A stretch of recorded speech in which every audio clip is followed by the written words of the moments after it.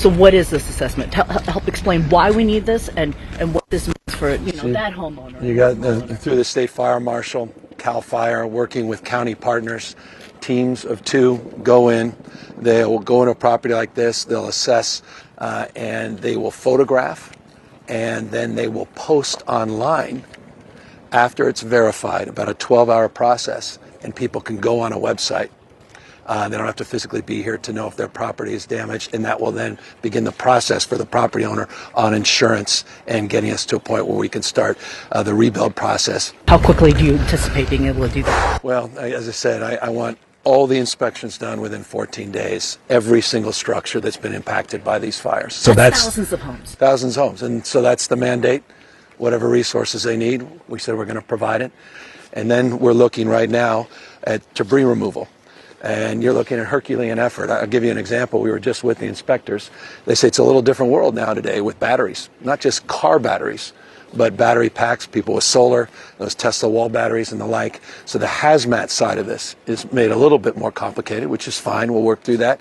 How soon before this house and that house behind you, how long before you envision this neighborhood? So on the basis of just moving forward to eliminate as many barriers as possible, the current estimate, and you can come back in 2 weeks, and objectively on the basis of new information, I likely would have a modestly different answer. After stress testing the last 48 hours, we think if we get these contracts up and running, we deal with jurisdictional issues between the cities, many cities, and the county of LA and the state, working with our federal partners hand in glove, that we can move forward within 6 to 9 months, get all that debris removed, all the hazardous materials removed.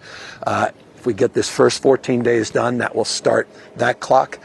You're seeing... Well, you're telling the debris is gone, and I said we want 9 months is the goal.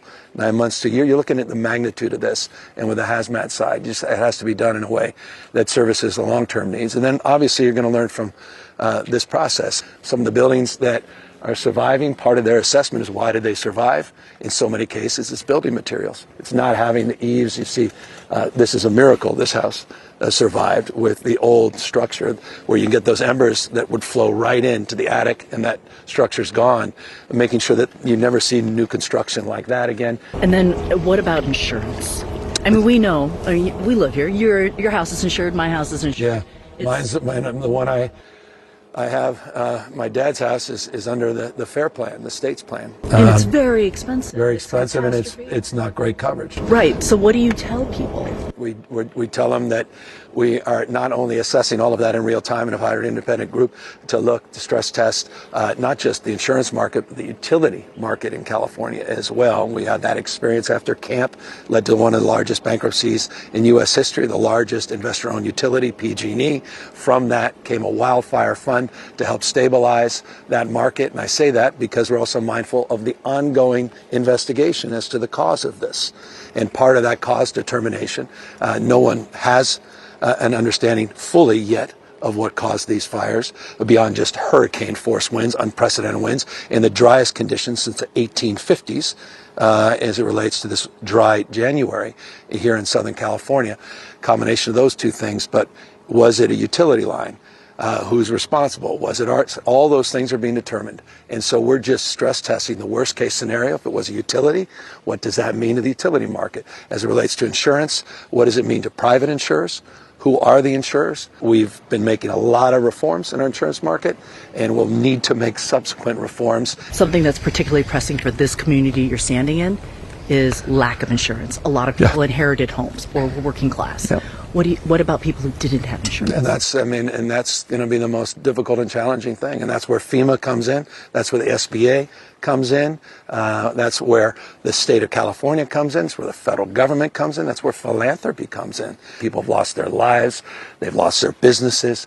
They've lost hope. And we've got to restore the hope and then restore their lives and businesses and opportunities. J.D. Vance was on television today talking about lack of competency on your part. Okay. What do you say to? You've heard this almost every single day. Yeah, I haven't talked to him. Hurricanes that were attached to fires, unprecedented wind experiences, heroic firefighters from all across the United States. We got folks from Texas. We got folks from Wyoming that have been pounding on this, the best next-gen technology. We've got these fire hawks, guys with night vision goggles, pounding these fires 24/7. We've got thousands of National Guard men and women that have been on here. We pre-positioned 120 engines, helicopters, dozers, water tenders. We did that on Sunday, 2 days before this event. So with respect to the future vice president, I didn't hear his remarks, but I would invite him, as I did Donald Trump, to visit with the community, express empathy of the scale of this tragedy, and be here for the American people that happen to reside here in Southern California.